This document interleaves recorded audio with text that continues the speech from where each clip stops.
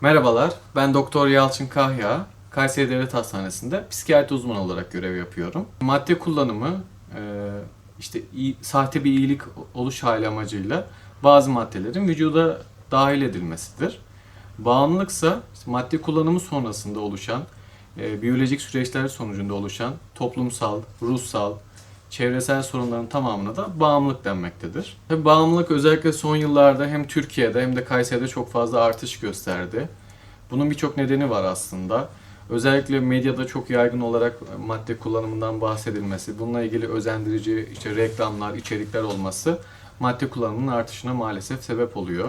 Bunun dışında özellikle ailenin madde kullanımı ve sonuçları anlamında çok fazla etkisi var. Ailenin hem madde kullanımına başlama, hem devam etme, hem maddeden korunma, hem de tedavi sürecinde oldukça fazla etkisi bulunmakta. Eğer kişinin yaşadığı çevrede ailesiyle olan ilişkileri iyi ise bu madde kullanımı açısından koruyucu bir faktör olarak değerlendiriliyor. Yine aile ilişkileri iyi olduğu zaman kişi madde kullanımına başlasa bile sonrasında tedaviye uyumu, takibi daha kolay sağlanabiliyor.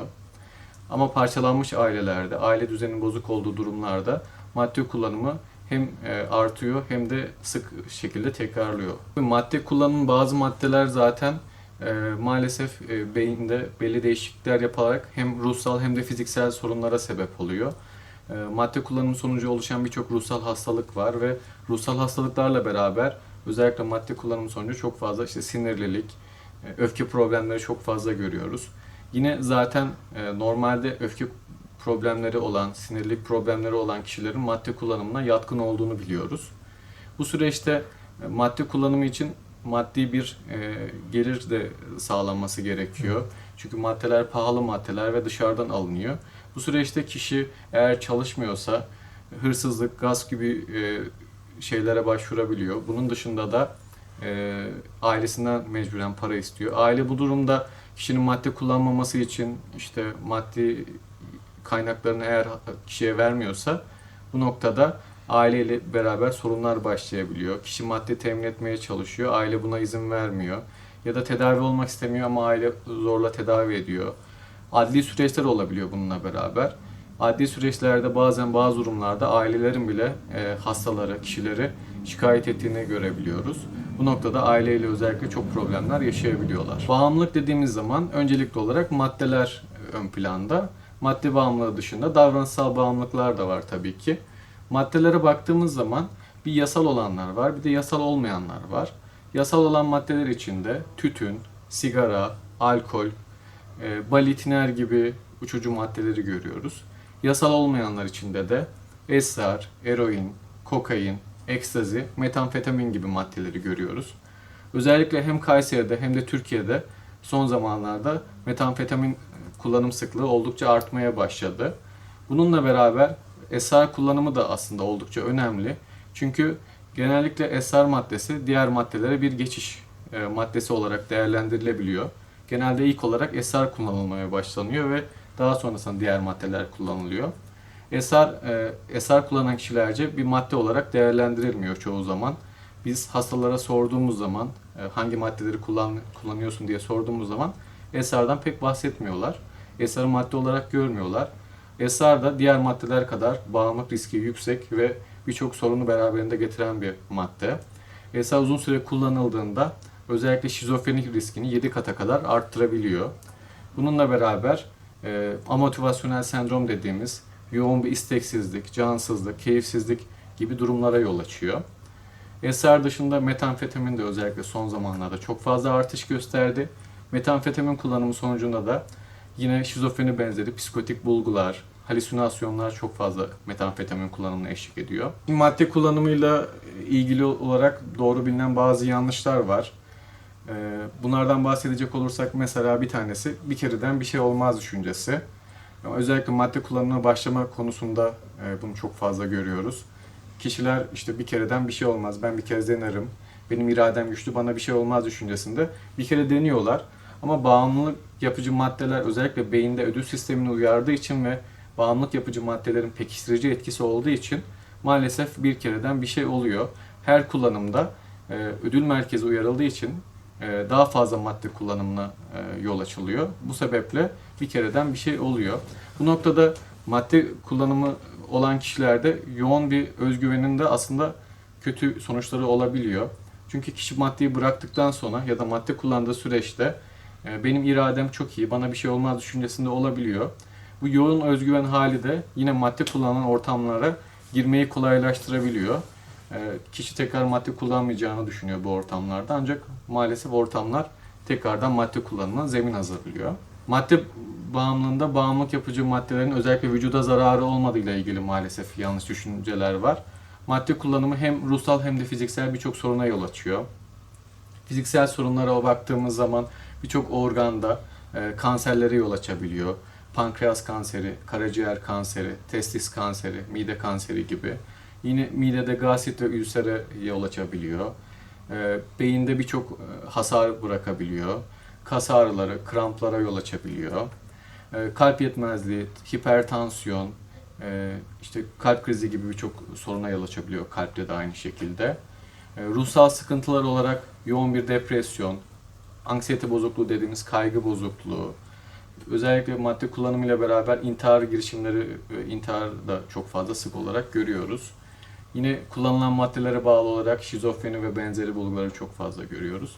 Bu açıdan maddelerin güvenli olmadığını ve fiziksel ve ruhsal birçok soruna yol açtığını unutmamak gerekiyor. Yine bir diğer düşünce de madde kullanan kişilerde yoğun bir çaresizlik, ümitsizlik düşünceleri olabiliyor. Bunun tedavisi olmadığı ile ilgili maalesef toplumda yanlış inanışlar var.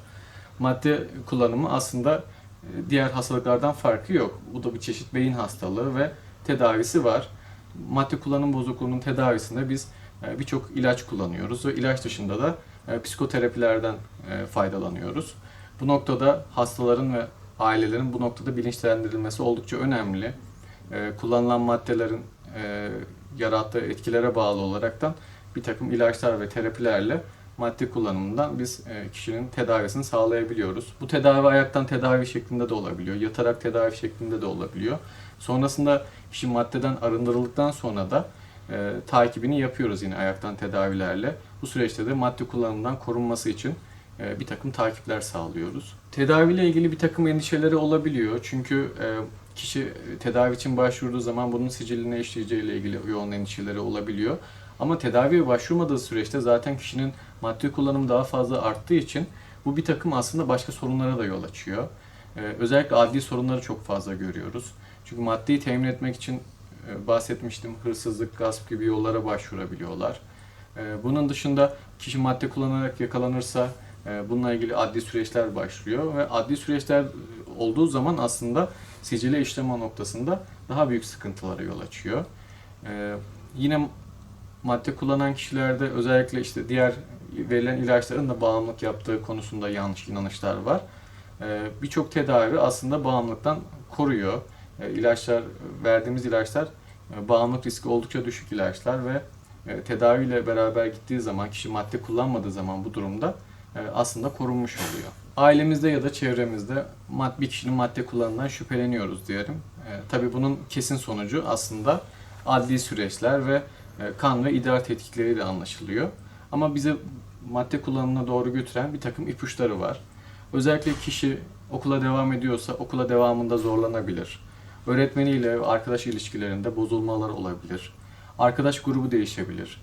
Yine arkadaş grubunda kendine ait belli jargonda kelimeler kullanılabilirler. Kendilerine ait bir dil geliştirebilirler. Bunun dışında yoğun bir dikkatsizlik, sinirlilik, öfke problemleri, fazla uyuma ya da uykusuzluk, iştahta artış ya da iştahta azalma. Yine bazı maddeler özellikle damar yoluyla kullanılabildiği için vücutta enjektör izleri görebiliriz. Yine bazı maddelere bağlı olarak kıyafetlerde ya da vücutta boya lekeleri görebiliriz. Madde ile beraber özellikle son zamanlarda önemli olan bir konu da davranışsal bağımlılıklar. Son zamanlarda özellikle teknolojinin yaygınlaşmasıyla beraber son zamanlarda ruhsal bozukluklar açısından da popüler bir hale geldi. Davranışsal bağımlılıklara baktığımız zaman oyun bağımlılığı, internet bağımlılığı, alışveriş bağımlılığı, egzersiz bağımlılığı, kişiler arası ilişki bağımlılığı gibi bağımlılıklar var. Özellikle pandemiyle beraber herkesin eve kapanmasıyla ve internette çok yoğun vakit geçirmeyle beraber internet bağımlılığı son zamanlarda çok artış gösterdi. İnternet bağımlılığı ile beraber kişiler internet üzerinden çok yoğun bir alışveriş yaptıkları için alışveriş bağımlılığı da bu noktada artış gösterdi.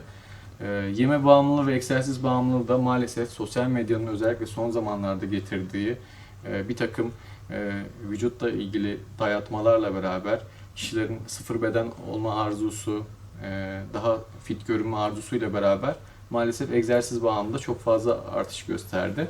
Bu tarz bağımlılıklarda özellikle kişi örneğin bir internet bağımlısı diyelim.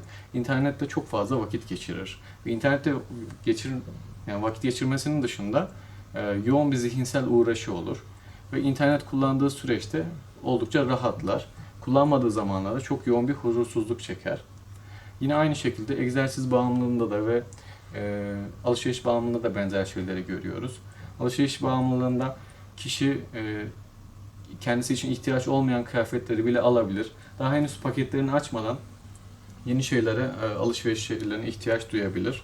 Alışveriş yaptığında anlık bir rahatlama duyar ama alışveriş yapmadığı her an bir huzursuzluk içindedir. Yine hem alışveriş sitelerinde gezinirken çok fazla vakit harcar ve yoğun bununla ilgili zihinsel uğraşları olur. Egzersiz bağımlılığı da o şekilde. Kişi aslında fiziksel olarak iyi görünse de, fit görünse de bunun yeterli olmadığını düşünür ve daha fazla sporla vakit geçirir. Bu süreçte hem arkadaşlarının hem de ailesiyle olan ilişkilerinde bozulmalar olur. Çünkü normalde arkadaşlarıyla ya da ailesiyle görüşeceği zamanı hep spora harcar ve spora yapmadığı her anda bile aslında spor yapmayı düşünür. Bu açıdan özellikle davranışsal bağımlılıklarında son zamanlarda artış gösterdiğini söyleyebiliriz. Bağımlılık aslında oldukça önemli bir konu, bir halk sağlığı sorunu. Ülkelerin özellikle gelişmekte olan ülkelerde son zamanlarda önemi artan, işte sıklığı artan bir konu. Bağımlılık açısından tedavileri biz hekimler olarak oldukça yardımcı oluyoruz bu noktada ama özellikle bağımlılıktan koruma oldukça önemli. Bununla ilgili politikaların geliştirilmesi, medyada bununla ilgili korunmayla ilgili bir takım önerilerin sağlanması, ailelerin bu noktada bilgilendirilmesi oldukça önem taşımakta.